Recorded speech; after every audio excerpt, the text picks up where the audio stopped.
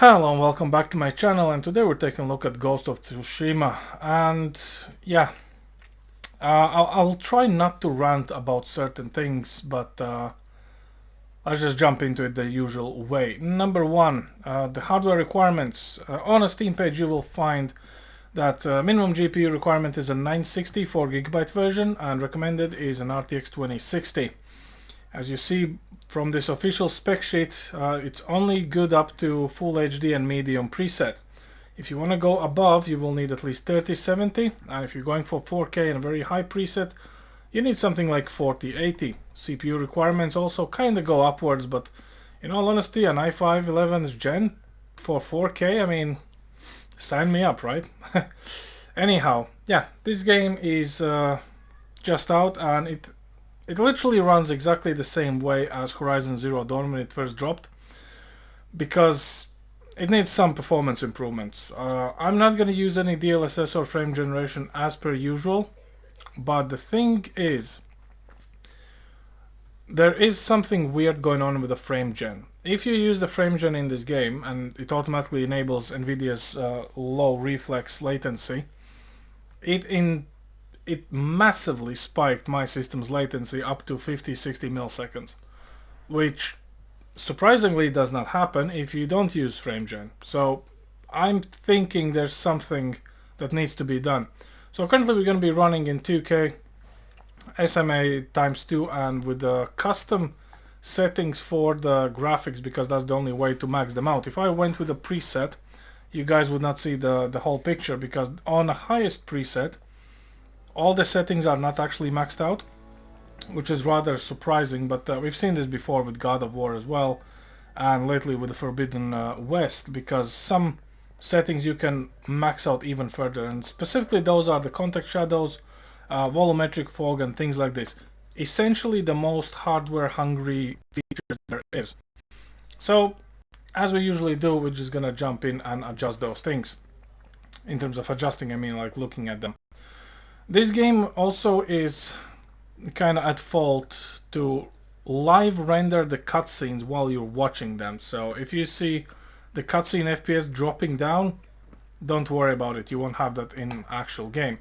So let's just double check everything is set. So 2K here, very good. No upscalers being used, no dynamic resolution scaling, anti-aliasing at ×2, no reflex low latency, no frame gen. Now, when it goes to anti-aliasing, I've seen a lot of people are using DLA for it, and they say this is the best thing ever. So what is DLA? DLA is deep learning anti-aliasing. So essentially it takes exactly the same resolution picture it sees and it goes it over once more using the deep learning algorithm from NVIDIA, and it tries to smooth out different types like jagged edges and whatnot. Do you actually need it? I leave it up to you. What you will have is about 1/3 of performance decrease, because the GPU needs to work twice as hard just to keep everything happy. If you have a good GPU or you're playing on a lower resolution, be my guest, you know, go and do whatever your heart tells you to do. Graphic wise, we're going with a custom preset because we're maxing this out absolutely as much as we can. So very high, 16 times anisotropic, shadow quality to ultra, and everything else is cranked as well, apart from vignette. Honestly, I don't see the point of this settings, hence it's actually turned off. Also, natively on a high preset, this game uses SAO for the ambient occlusion. We're going to use HBA+, so there's that. So what we're going to do, let's just jump into the new game. I've disabled the majority of the SFX and audio, so you're going to only hear me talk. MSI upper right corner, and let's take a look at those frames, because I think this game actually, at least with 4070 Ti, if you want to play it natively, without DLSS or FrameGen, 2K is exactly where you want to be. If you want to play in 4K, you will have to use DLSS or FrameGen, because depends on what kind of GPU you have. But I think 2K for 4070 Ti is very comfortable spot to be in, and specifically with the current state of the game.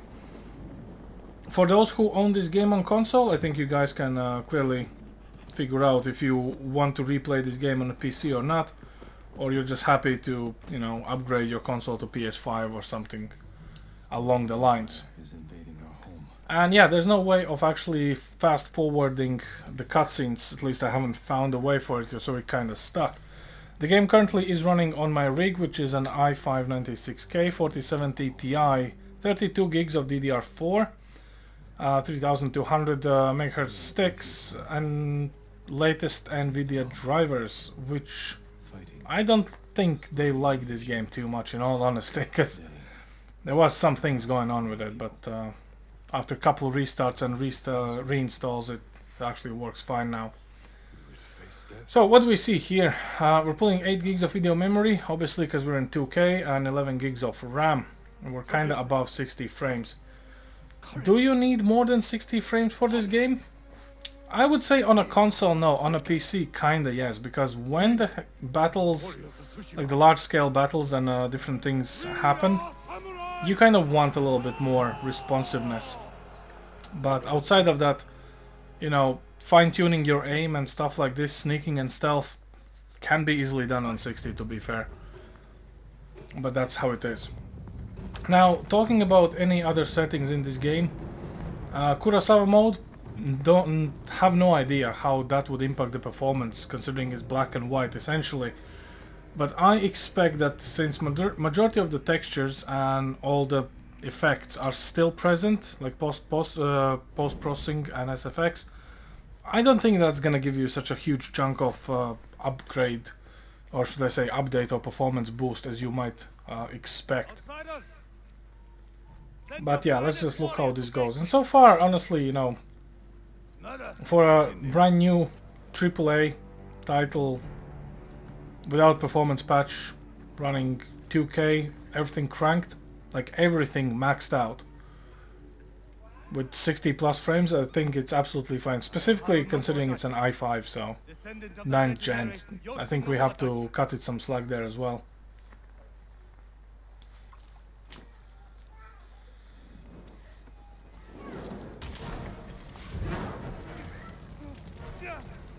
And the reason also why I'm starting a new game and we're sitting through the cutscene, the opening sequence is this huge battle where a lot of things happen at the same time, explosions, NPCs, particle effects and so on and so forth, a lot of screen space reflections and things like that, so that would actually stress out the GPU and the CPU at the same time, because outside of that, when you go through the fields or you navigate through the forest with the foxes, it's actually kinda, you know, dialed down really. It's not exactly intensive for the scenes. So here's the battle. As you see, everything is going to hell here and it looks very nice, and we're still within 60 frame bracket. I do believe we might actually be slightly below 60, considering that the contact shadows are maxed out and volumetric fog as well, and volumetric fog is a big part of this game, by the way, hence it looks so nice. In regards to the art style department, the game looks absolutely phenomenal on both consoles or the PC. And I would dare to say, actually, despite which graphical setting you're gonna be playing this on, it's gonna look good, because PS4 did not really have a lot of kick to it, and that was only like full HD. And PS4 Pro was like a upscaled to 4K, which was still kind of like 2K-ish, and PS5 is actually running this in native 4K. So what we have is this: 10 gigs of video memory being taken in real game, 11 gigs of RAM, and the game looks very nice. It's very responsive, and considering there's no DLSS being used or frame gen, we're getting 80-ish frames, which I would say we're still within the ballpark of being at 60. The caustic effects, all the battle rains on. I mean, the animation is obviously about 4 years old in all fairness, but hey, it's not like we're nitpicking here really. So yeah, let's go and bash some shields real quick.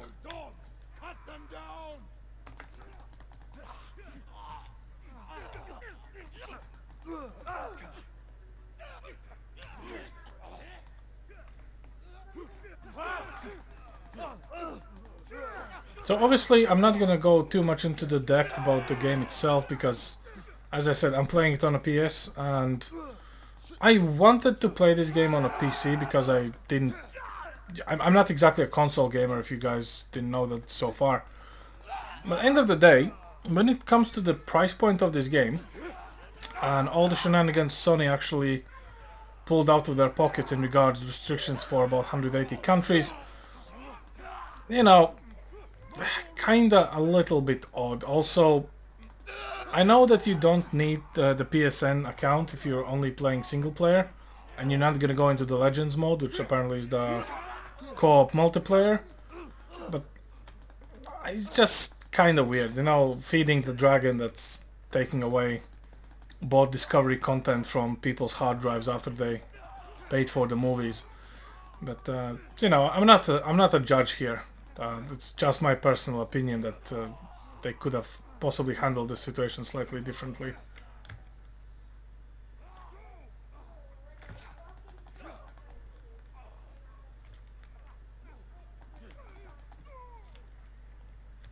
Yeah, performance-wise, I mean, I don't see any issues. When it comes to comparison to PS, however, you see these flames down or behind my back here. Excuse me, I'm trying to showcase the flames here, sir. Thank you. They're still a little blurry, and this is exactly what I noticed on the PlayStation as well, while playing on my 4K TV.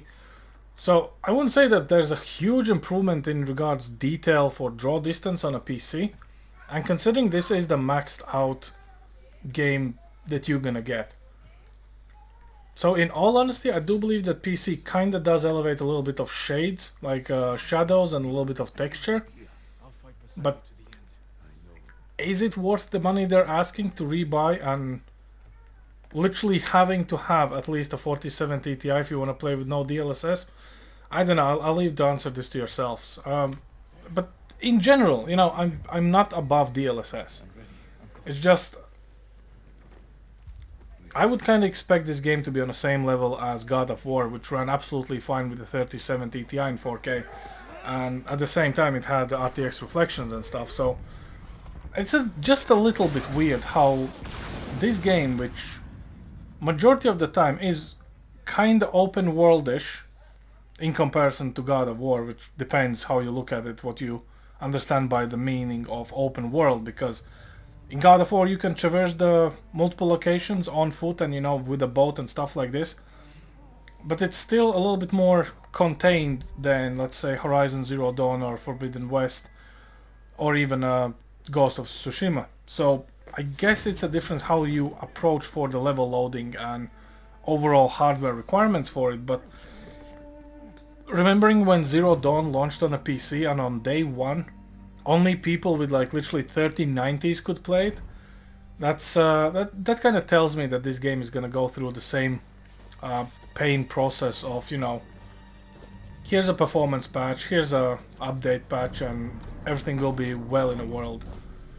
But yeah, outside of that, you know, unless you're going for straight for 4K, even with the 4070 Ti, as you can see, it's absolutely fine in 2K, everything cranked out, and it actually looks pretty good.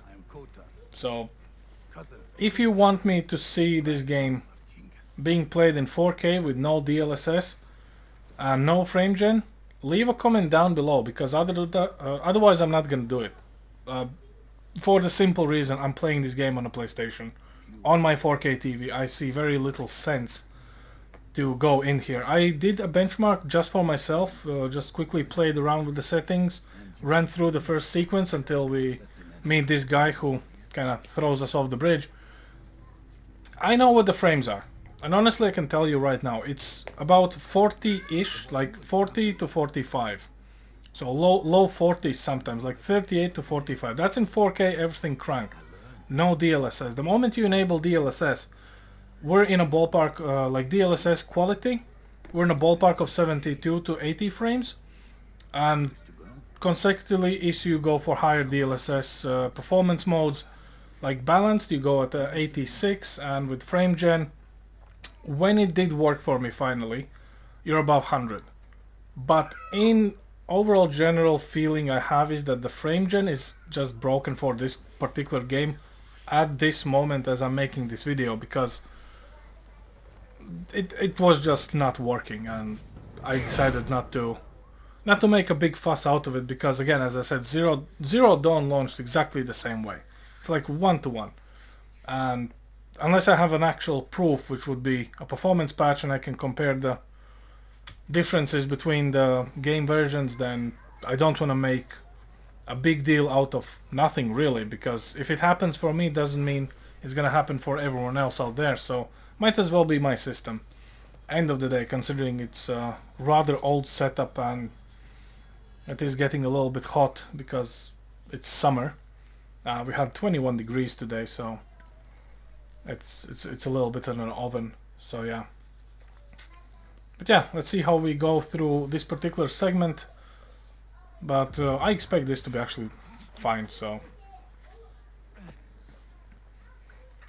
the game itself is kind of engaging. It's slightly different than other games I played. But yeah, this is one of the games that I kind of think that Sony did right. You know, what they didn't do right is asking a lot of stuff for other people to do, even though it's just data collection at this point, in my opinion. It's not like they can provide you additional support if the game doesn't work on your PC if you link your account. Like, no one's gonna remote in your PC, check the code, or update drivers for yourself. So yeah, what we see here is exactly the same. You see the flames on the furthest house? Like, the ones on the left are way sharper and the ones on the right are kind of blurred out. Like, this is typical PS4 attitude, I would want to say. And we're still in the highest level of preset in 2K. We're pulling 10 gigs of video memory allocated, 10 gigs of RAM. I do believe that number is gonna go up the further down we go. But in general, I think it's just gonna be the same way as it's always been, really. And in here you really need to work your way to actually get detected. Unless you're playing on some very hard difficulty. So let's just check for our sword, get our armor, get the cutscene and move on. But in general, this is the average game's performance, I would want to say. Like, you're not gonna go below. Because if the battle, I would say battle is the biggest indication of how good the performance is gonna be, considering everything that happens in that 1 second there on the screen. Everything else, I don't know, I haven't seen any issues in a bigger battles and everything else. Or world exploration. The transition between the biomes are completely painless. Fast travel is quick and responsive. I mean, it's fine, really. So yeah, let's just wait until this cutscene ends, and we're gonna wrap this up.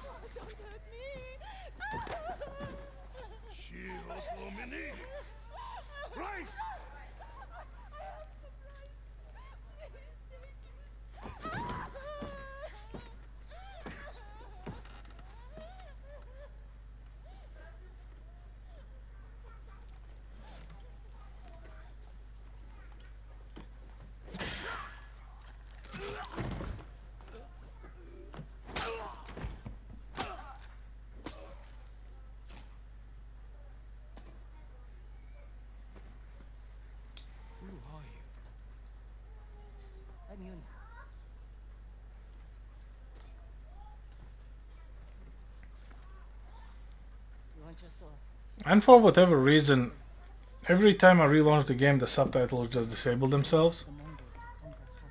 Which is kind of weird, but hey, you know, if it works, it works.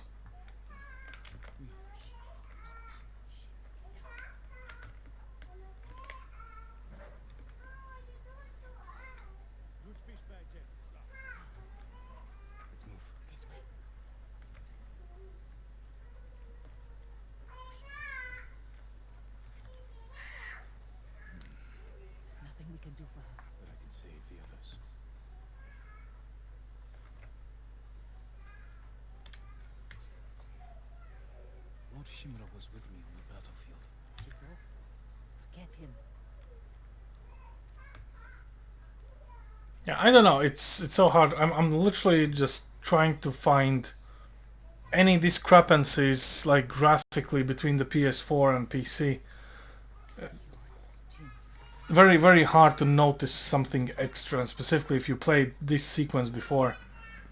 It's just yeah, little bit better texture resolution, which I honestly think PS5 has nailed it with their enhanced processing for this. But oh well. I don't know. You know, I'm not your financial advisor. Do what you want with your money, but yeah. In my surprise. I want to rescue Lord Shimura. Mouse and keyboard feelings are actually pretty decent, in all honesty. I'm surprised how they mapped it. I did have to adjust the look sensitivity on the mouse, but outside of that, everything's been actually pretty okay. The key mapping for attacks and blocking are easy, and they did actually just, I would say, copy paste the gamepad for the mouse, so you can use different type of attacks with the skills you have. But yeah, outside of that, I don't know, there's literally nothing else. I'm just gonna go get myself a sword here, and that's pretty much all there is.